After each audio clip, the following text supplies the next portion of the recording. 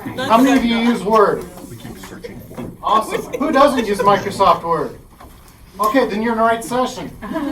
Okay, so when we talk about Word, and we're also going to talk about PowerPoint, a lot of it goes back and forth between the two of them. So there's a lot of similarities. We want to check for accessibility. So we know in Word documents and PowerPoints, they're really visual. There can be lots of information. We want to give the same information to somebody that is low vision or can't see as somebody that would, just read it straight off the page. So we want to give equal access to everyone. The nice thing is, when you're thinking about that, it adds accessibility for everybody. So even if they don't need it, it's there, it's built in, it's baked into the file itself. So one of the things I like to do is customize the quick access toolbar. And I've done this in each of my Microsoft programs. So you can do this in Word, Excel, PowerPoint, Outlook. You can add all these. So you're going to click on the little chevron right there. You're going to do it. Click on More Commands. Can you show it? Yeah, I'll show you here in just a second. Okay. And it's going to be similar to this in each of the programs. Once you click on More Commands, we're going to get a screen like this, and we're going to change popular commands to all commands. Because what we're wanting to do is we want to dig deep into it. There's a lot of things we can add to it. How many of you knew there was things that you could add in there?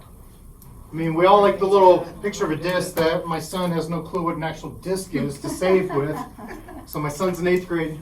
He asked me the other day what a disc was. So he thinks of a thumb drive, Google Drive, things like that. But there's all these options in there. And the nice thing is, we don't have to remember where they're at in Word. We don't have to find the right drop-down menu and find it. We can just put it up there so we can always find it nice and easy.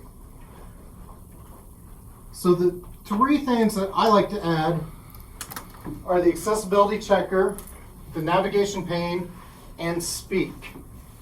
So, and you can actually adjust these, put them in the order you want. But, like I said, those are the 3 I use. Speak is really cool. It looks like a little cartoon bubble. You can actually listen to your computer speak to you. It won't hold a conversation with you, though. Most new versions of Word now have read aloud. That's the 365 version. Oh. So, and it's the same basic concept. Yeah. So, as he was saying, we can do it at 365 also. So there's all sorts of options for that. So let's pull up Word real quick. Not WordPad. Listen to all their paper, if they do. Make sure you say yes. So we go up here to the top, They gotta listen to and we're going to see customize the quick access toolbar, which I don't like these screens because they're so small in here. We'll go down towards the bottom on More Commands.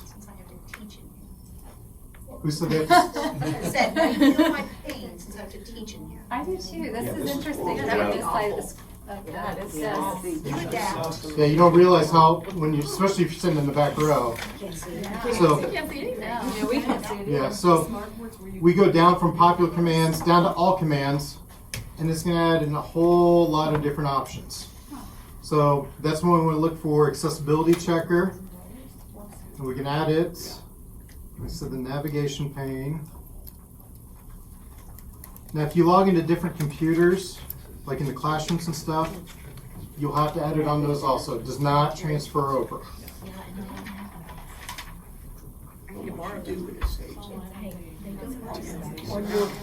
And somewhere in here is speak.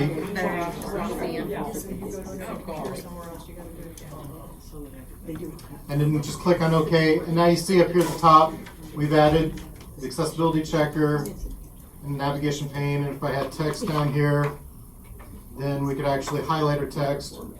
GFHDSTGHDSHTYRDSHT.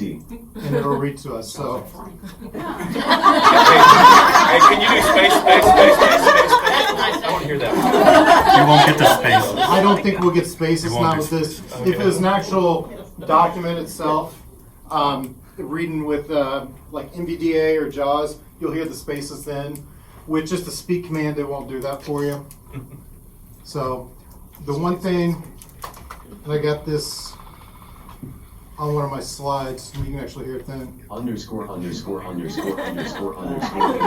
So, for those of you that like making your own worksheets, visually it looks great.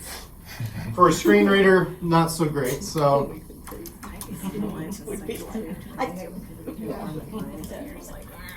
Yeah. so once we do all that, we've added it up to the top, but some people like clicking on menu buttons. So you can click on File. You may have to convert the documents if you borrowed it from somebody else. You can check for your issues, and then you can check your accessibility. And it will basically do the same thing for you. It'll pull it up for you. I just don't like having to go through that many steps. I just want to hit one button and be done with it. So the nice thing about the accessibility checker is it tells us, good, that does work. It'll show us what our problems are. So the nice thing is I can click on those individual items. It'll actually take you in your document to that place so you can work on fixing it. So if I left out alt text for a picture, it would actually tell you alt text. You click on the picture, it'll pull the picture up, it'll take you in the document where your picture is. Then you can right click into format picture and then click on alt text and give it the appropriate alt text. I know some of you were in Carolyn's session, the first session. I know some of our humanities people were. Yeah. And she said, and alt text is a funny thing. Because she was saying, give it, it's kind of depends on what it's about. If you, what context you're using it in. So use your own discretion on that. I originally had a picture at one time of some people standing around an elephant. That doesn't tell you much, but if we find out it's some students on an exchange trip to India to find out about agricultural uses of elephants in farming, that gives us more information. So cater it to what it needs to be. Carolyn had a dog with a cat sitting on it. So, make sure it makes sense to what you're using it for. So, tables. How many of you like tables? Where's my science people? In the back row. Science people in the back row. Science people love tables, don't they? So, how many of you went to school, in the 90s and early 2000s, and they told us, especially if you're going into education, tables are great because you can create columns in there and you can hide the borders and it looks great. But from an accessibility standpoint and a screen reader, it's not so great. So we have to get out of the mindset from what we were told and think about a little different approach to it.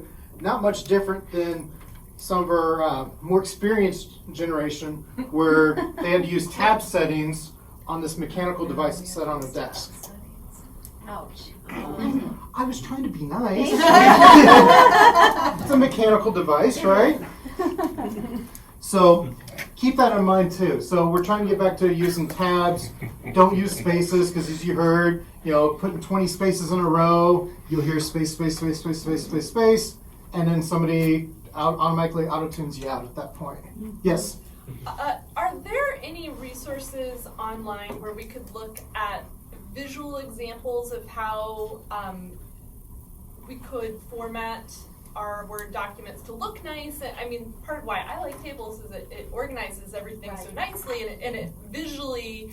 We'll get into. Okay. Have you used headings? A little bit. Okay. We'll just get into I headings. guess I'm just asking, are there examples somewhere? No. There's lots of bad examples out there. I'm not sure as much on the good examples, but I can look for some more of those and we can put some resources together for you also, if that would help. Alt text for both pictures and tables. So in tables, if you have a lot of data there, you still need an alt text on that just to give a good description of what it is. So, it's no different, when you click on format a picture and put in alt text, the table is the same basic idea. You'll find a little tab in there where it shows alt text.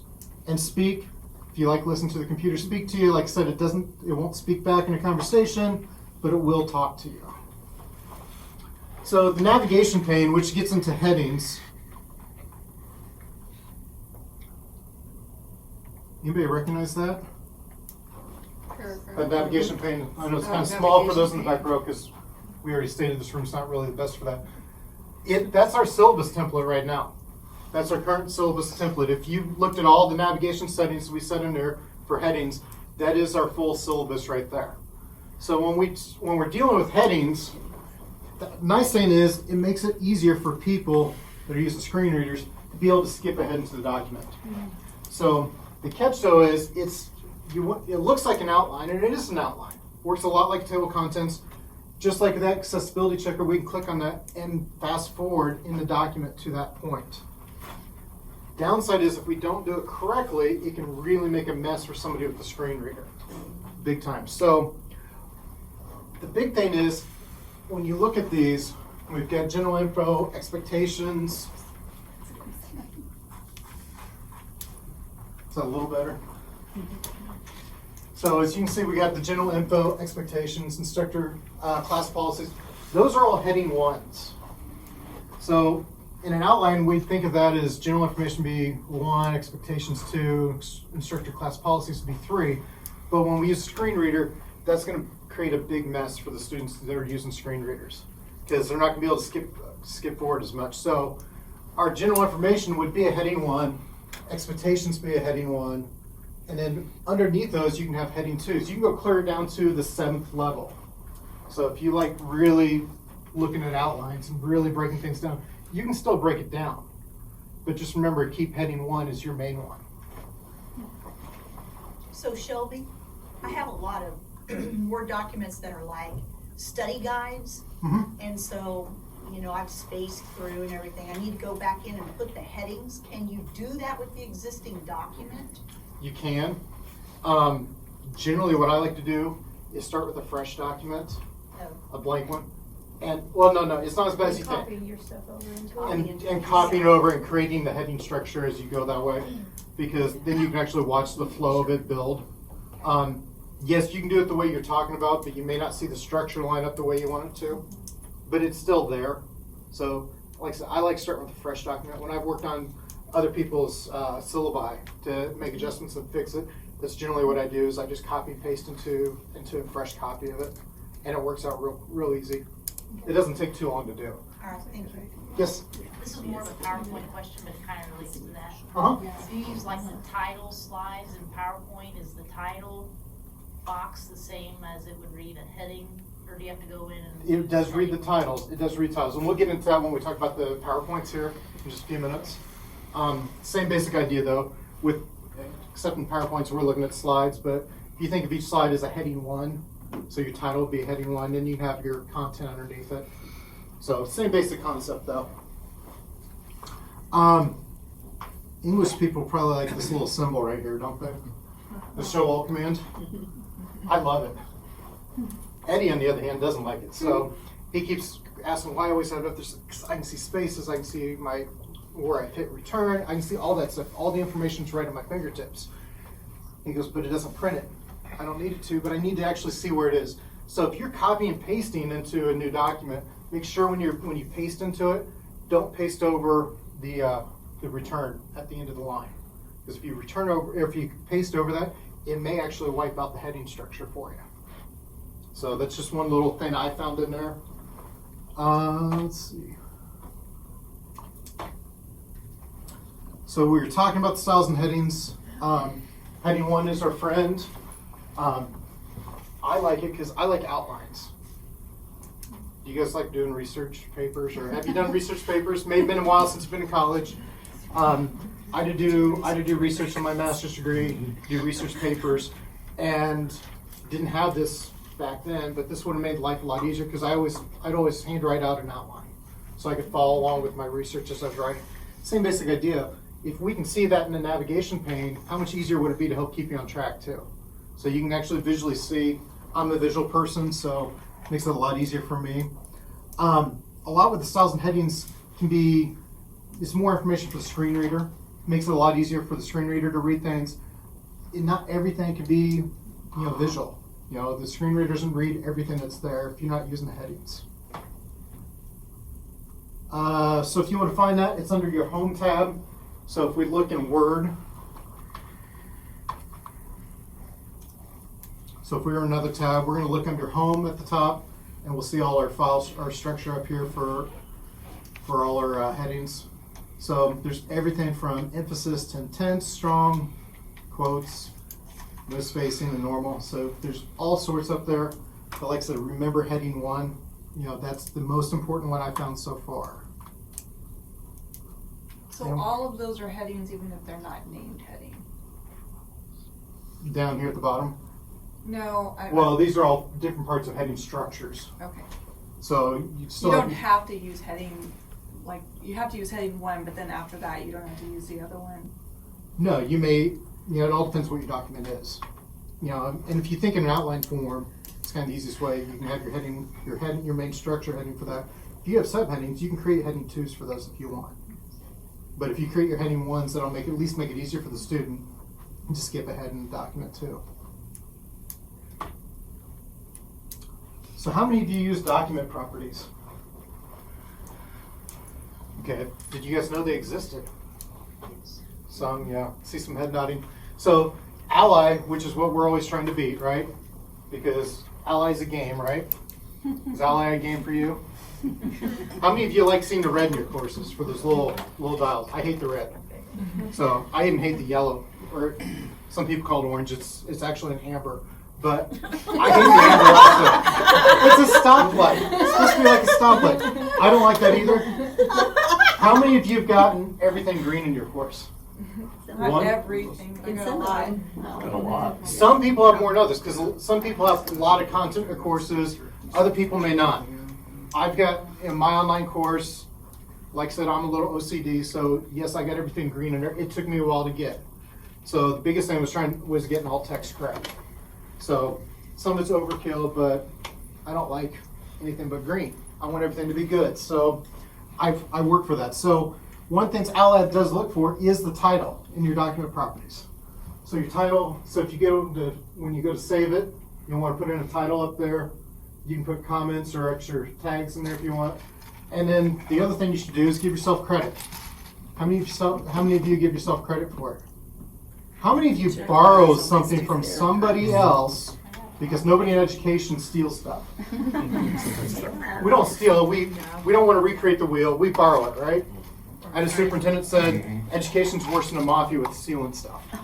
So, and I think he's right. We like to borrow. There's no reason to recreate stuff. But if you're doing that and you make adjustments, is it yours then? Have you made enough adjustments to it, or do you keep it? Do you give the other person credit? That's up to you. I do. But if it's in your class and somebody looks at the document properties, are they going to start questioning if it has somebody else's name on there? They might. So, color. How many like using color? I heard I. Who said I? You like color? Okay. How many of you want to use that? Can you read it? Well, I'm sure we can't read it in the back because it's too small, isn't it? Can you read it? Okay, so when we're looking at color, we know red-green color blindness, right? So we want to stay away from those colors. Would you say it's high contrast though? Is that easy to read towards the back? I'd say there's a high contrast. It's a high contrast, but for those that have that color blindness, that could be difficult. And we want to make sure we always have the high contrast going. So we always think of, when we look at a blank piece of paper, white paper with black type on it, right? That's the best. And I was working with students, not this school year, last spring, that was low vision. They hooked up the laptop to a 32-inch TV, and they sat, I think, pretty darn close to it so they could see stuff. But we found out for her, having a white background with a black text gave her a migraine in 10 minutes. So, and we didn't want that either. So we found a way to put a plug into Chrome, and we could invert colors. So we would change, for her, we ended up changing the backgrounds to black and using a green text. How many of you remember computers back in the 80s? Yeah, they were all black screens with the green text on there. That's basically what we did for her, and then she could work an hour at a time. So we actually benefited the student, but the only way we found out about that was with communication. So, when students when they self-disclose things, it makes life a little easier, but they're not required to self-disclose either. So, but if they do, take advantage of it, talk with them, find out what works and what doesn't work.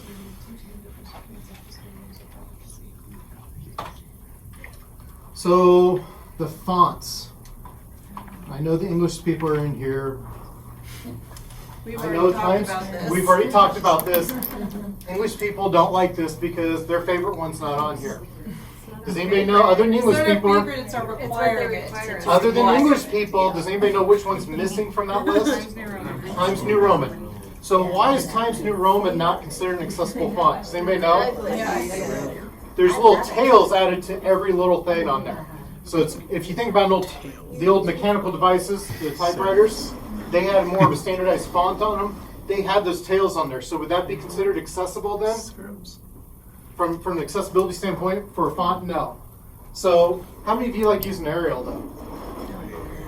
How many used Arial in college because it was a little bigger font, so it took up more on the paper? So Arial was the one I used a lot in college too, because they didn't tell us how many words. They said it needed to be 5 pages long, so we always went to that little bigger one. But Arial was considered one is an accessible font. The other one that I use would be Trebuchet. So if I want some of that smaller font, just to try and get more text on the page, I tend to use it.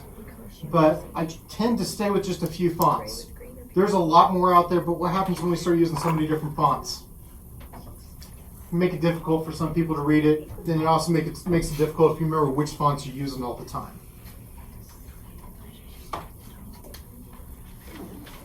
Okay, so alt text.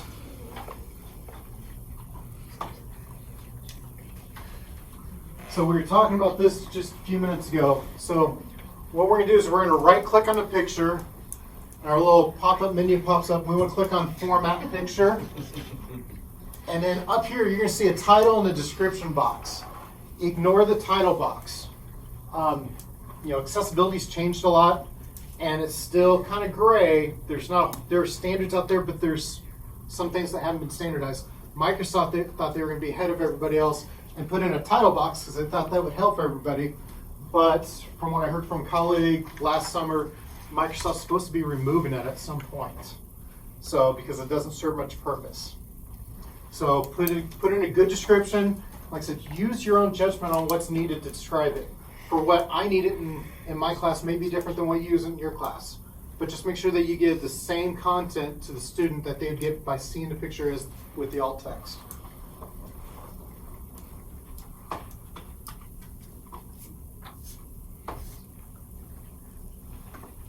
Okay, so here's our tables. So when we insert a table, how many of you like to draw the table up at the top there? You hit the little insert table and you can drag and drop. Okay, so we want to try and stay away from that. I know, I'm trying to change everything you do in Microsoft, but it makes things simpler in the long run. How many of you create a table and then you found out, oh, I messed up. I should have put an extra row in there, right in the middle. Has anybody ever done that? Okay, so that's something else we want to stay away from. So we need to predetermine what we want. Now he's laughing, but if you use a screen reader, how many, if we put that row right in the middle, it may count these as 1, 2, 3, 4, 5, and then your box will be 20, 21, 22, 23. Visually, it'll look right, but if we listen to it, it may throw it off balance. It may read it out of order. So are we helping the students at that point? So if it's out of order, it's not doing us much good. Well, we can't use tables at all, is what you're saying, right? So No, what's the I didn't say that. Oh, okay. I didn't say that. You can still use, but think about them before you put them in. Well, because I ran into a problem. I had a list of signal verbs, that went down this way, then down this way, then down this way. But every time I kept trying to put the alt text in, that wasn't enough, number one. And number two, it told me to put it in, what did it say? Remember, I was like, put it in a... Usually that's for headings. It was will give you so headings vague every what time. they It was told me. really They said vague. it was We something weren't like sure put what it it meant. in the correct order. That wasn't the exact writing, but that's basically what it meant. Put it in the correct order, and I was like, what's the correct order? What's the correct order? Because it doesn't explain what the No, I correct thought, order yeah. is. Because I did it alphabetically, for instance. That's how I put. That's how I put it into the table, but it doesn't like it. It says it's not It still didn't accessible, like and I it? don't understand how to fix it. Okay. If you can send that to me, let me look at it. And that's with any of your documents. If you want to send something to me, send it to me. I've got time during the day usually, and if I don't get to it that day, usually I get to it the next day, except on the weekends. So give me a break on the weekends just a little bit. But if you ever have questions, just send it to me. So when we insert the table, we want to know how many columns or rows we have to start with. So if we put that in there from the beginning, so we've already planned out what we want in there, then we're still going to right click. One of the things we want to check for is we want to allow row to break across pages. Even if you don't want to, go ahead and click it. It won't hurt you. and then repeat as header row at the top of each page so that you have a header there. So if it does break across the page, somebody's not having to flip back and forth on the visually on the screen. They can just kind of see it there. That will help. And then there's our alt text at the end right there. Click on it, and just like in, for a picture, give it a good description. And I'll leave that up to you on how you want to describe it. So everybody's table would be a little bit different.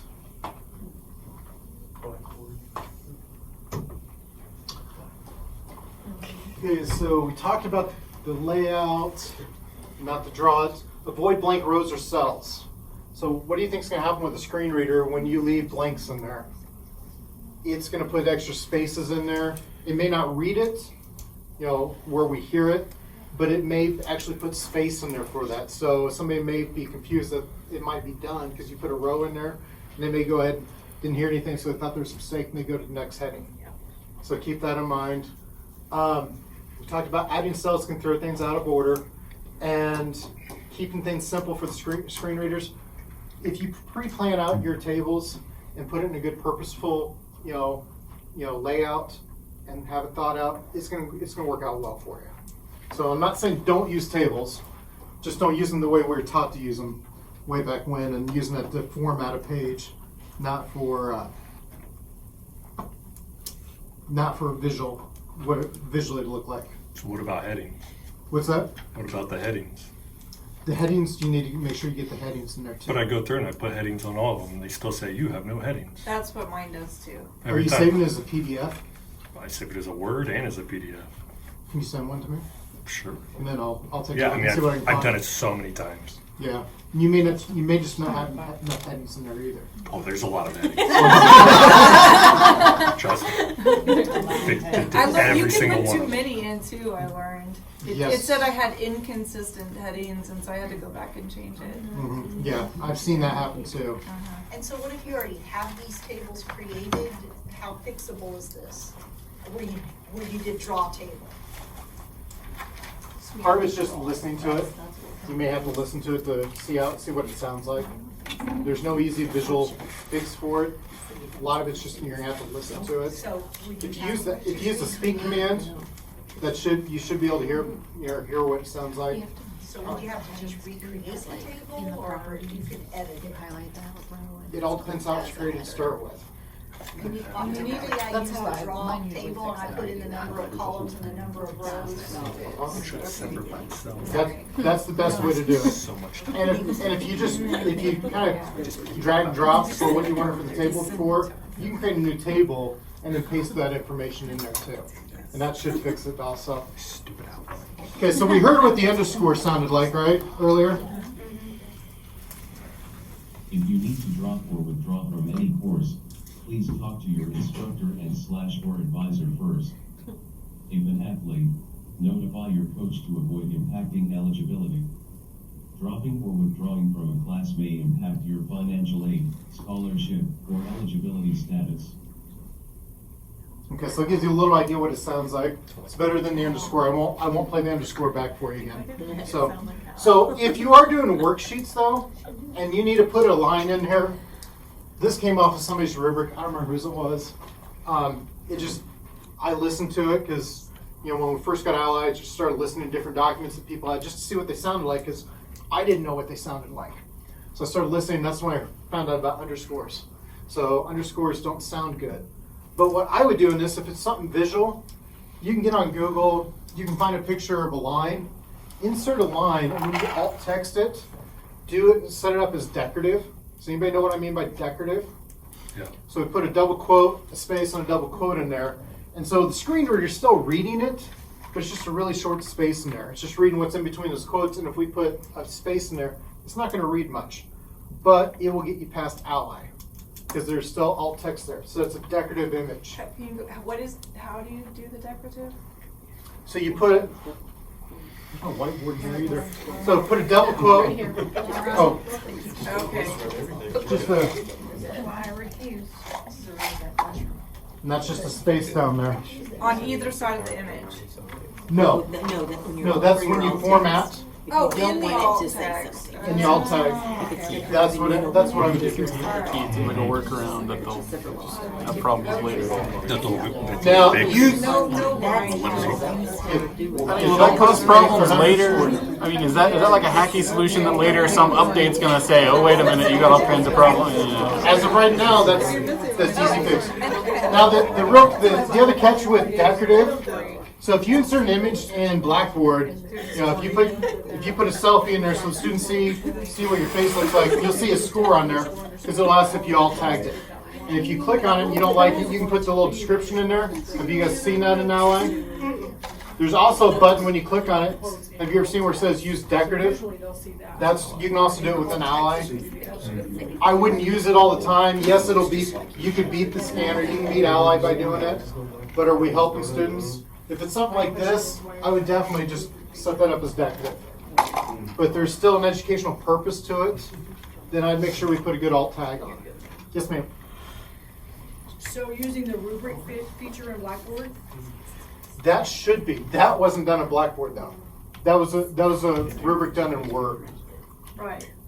But I guess I'm asking, why wouldn't you use the rubric feature in Blackboard? I would.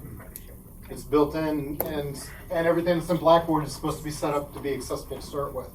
So if you use Blackboard for that, it should be fully accessible.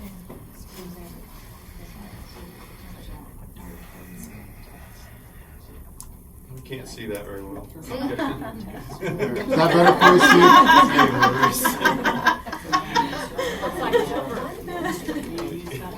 You know, Steve, if you didn't sit towards the back, it might have helped you just a little bit. Okay, so when we save documents, how many of you like to save as a PDF? Eventually we all do. Now, if you go back, you know, we always recommend when you put your syllabus out in your Blackboard shell that you always put as a PDF, right? Does anybody know why you were told to do that? So they can't change it. You want to know what I can do? You can change it. I can change. It's even easier now. It's built into Word, but going back several years, it was not built into Word, so it was a safe way. The nice thing with PDFs is it's a standardized format. We can read it on different types of devices. I can use anything from my phone to a computer or tablet. So the nice thing is it works in most devices as a native file. So, but when we do it, we want to make sure that when we click Save As, how many of you have actually printed as PDF? Okay. Well, we don't want to print as a PDF. We want to save as a PDF. So when we go to print as a PDF, all you're doing is it's no different than going down to your photocopier and clicking scan. So when you go to your photocopier and do that, it takes an image and puts it on in the PDF format. But it's not readable. All it is a picture with no alt text. And the same thing when you go into Word and go to print as a PDF, it's doing the same thing. So we want to make sure that when we do that, we're actually going to File, Save As, and then choose PDF as our file type. And we want to make sure that our document structure tags for accessibility is checked. That should put your heading structure into the PDF document. Can you repeat that? Sorry. Yes. That document. And I can, when we send out our email, when we send out the email tomorrow with all the resources and stuff, I'll make sure this is in there too. Okay. Okay. Okay, so when you go to Save As, is that a little better? Yes. Okay, so when we click on our options, the document structure tags for accessibility. So we're wanting the heading structure to be saved in that document. Now, if you don't check that, there are a few people that have Adobe Acrobat, the full version of Acrobat. They can go and fix some of that for you. It's just not as, it's a lot easier to do in Word than it is in Acrobat.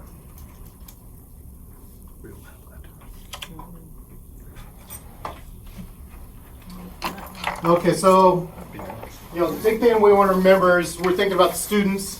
They don't all need it, but it can help all.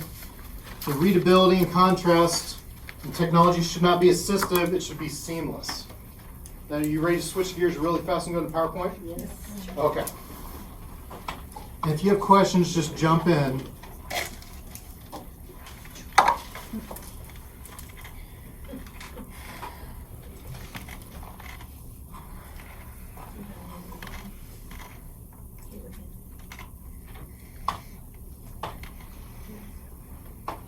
Can we skip some of this?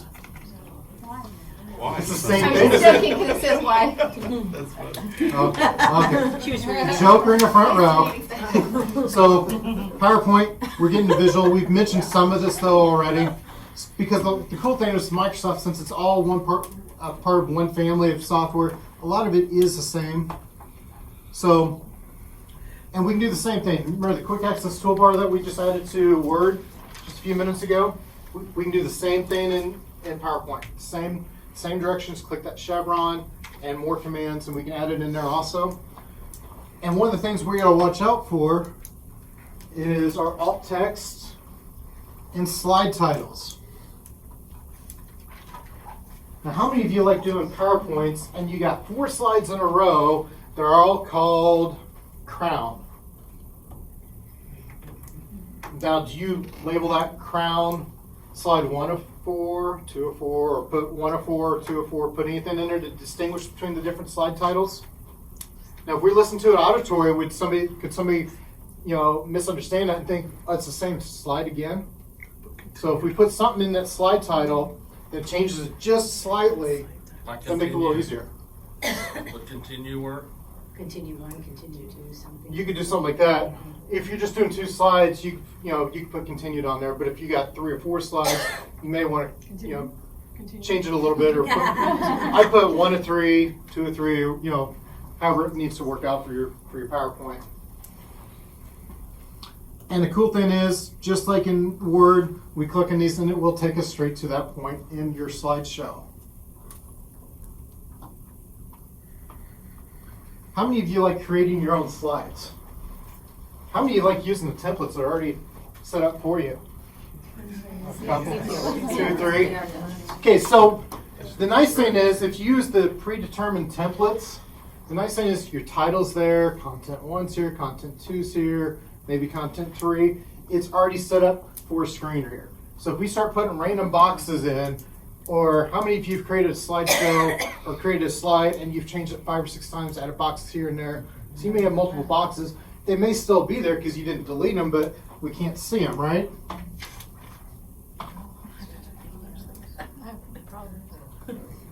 Somebody's done that once or twice? Yeah, I think I have a bunch like that. Okay, so if we go up here to Arrange, and we go to Selection Pane, we can actually see the slide right here. So we got the slide. Nope, that's not the wrong view.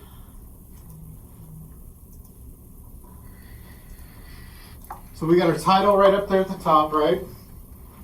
Our next thing will be placeholder 5. So where do we think placeholder 5 should be? Be on the left there, wouldn't we think? And then there's 8. So what do you think, since those are named 5 and 8, what do you think I messed up on? Do you think I actually used the templates that were provided? No, I didn't, because I changed things too many times. So the nice thing is when you use the selection pane, it works backwards from what you're thinking of. It's built like a pyramid. So your title for your slide is the first thing that's read. The next thing will be this one's content 5, then content 8. So if you look at that selection pane, it's going to be backwards from what you're used to doing. So just remember, it builds from the base up.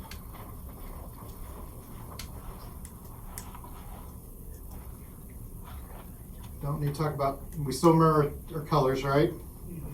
Okay, so when we're talking about face-to-face accessibility, John was talking about this morning, saying 18 font. That's in most states, unless you're in California. If you're in California, because they like to be just slightly different occasionally, they say 24 in California is the appropriate size. Now the downside is, let's see what size text I used, because I don't remember.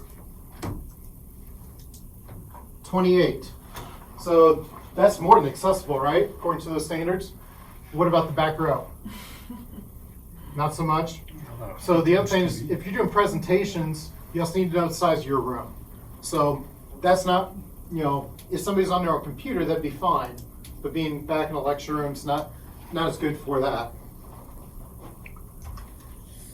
We know about our font sizes. So color contrast. So we're talking about the color contrast. We want high contrast. So you can see there, we got, well, maybe not see it since it's kind of small. So basically a white background with black text, right, with a picture in there. And I used a contrast analyzer tool to actually look through it, and we can tell by that you can see clear lines around all the letters and stuff. That is a high contrast, which we'd expect with a white background and black text. If we did red and green, it should come out, but if we got to like cyan and blue that I showed you earlier, that's probably not going to be reading real high. So when you look at websites, they're using a lot of the same standards too. So when you look at websites, there should be high contrast to most of the site. And I know, if you know Chris Absher, I know he's been looking at a lot of color lately. What time does this session get done? 2? Okay, we're almost there.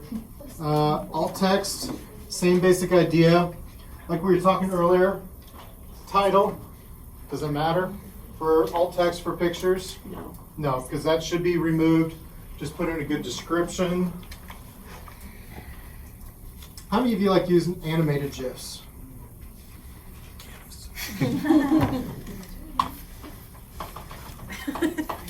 I use a lot of them. How many of you like using flashing pictures in there? That's bad. I know some of those courses I might have some of those too. But I removed all of them. did you? Did you get And them now all? with nice animated GIFs. Flashing GIFs. There's no flashing ones out that could cause seizures. But they were fun. So if we have a waving flag there, No more fun, right? No fun for you.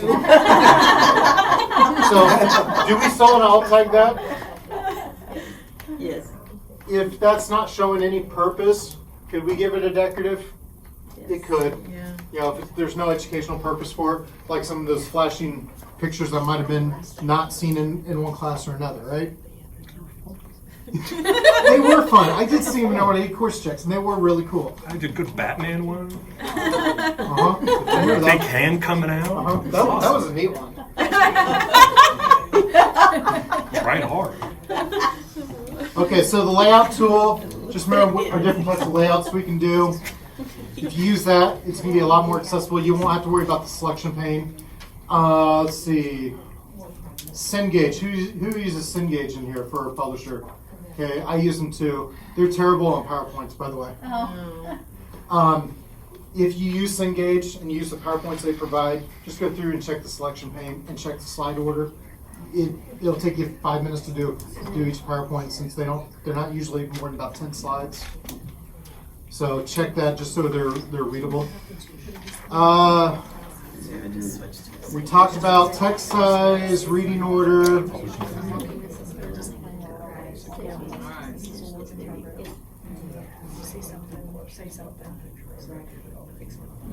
Slideshow slide 2. Why PowerPoint presentations tend to be highly visual, and people who are blind or have low vision can understand them more easily if you create your slides with accessibility in mind. From MS Office Support Plus, it makes it easier for everyone to read the slides. So that's the NVDA screen reader. Slideshow slide 3. Check for accessibility. Check for accessibility. Okay, so we get the idea of that one. It gives you an idea. If you want the NVDA screen reader on your computer, put it in a ticket with IT and they can install it for you. I had them installed on mine. I would not recommend leaving it on all the time. It will slow your computer down because it's trying to process all that information at once, and it will drive you a little nutty. So be careful. It may try and restart every time you restart your computer. It may want to try and put it back on. So when you get to the login page, it may tell you to log in. So Okay, I'm just trying to brainstorm here. go for it. Using Zoom, where you have the option that it will record your computer sound. Then you could also put in caption if you needed it, especially if you had a lot of visuals that you wanted to explain. Yeah, you can still caption them. Kind of play around with that a little Or bit. do your Zoom session, do your screencast. Is that kind of what you're trying to do, screencast? No, You can. you just, I ton from home, so I want to be able to do it. Right, well, so do you teach from home, or are you saying you're doing videos at home for the class? So if you're doing videos at home, you can use Zoom because it's a great screen recording tool, and then you can upload it to YouTube and do your closed caption. And what I like doing is creating a script ahead of time. It makes it a lot easier because then I can copy and paste it into the closed captioning portion of YouTube. Makes it a lot quicker for me. So. See, and I like the other way. Where I have the third party person and then I go in and make the edits. So when it says Cowley, because apparently I say Cowley, it's Cowley. Cowley can be listed about 4 different ways in I know, it too. So. the way I say it comes out K-A-L-I. So yeah, lots of different ways. Okay, so for quality matters, we've got the points that it hits there: 7.2, 8.3, and 8.4. This may have changed since they updated it in December. I haven't verified it since then. But accessibility is in all our different parts. If you want, I can talk to you about the exemplary course rubric at another time, maybe this fall. It's similar to Quality Matters checks. It does a lot of the same things. And that should be about the same too. Questions, since we went 4 minutes over?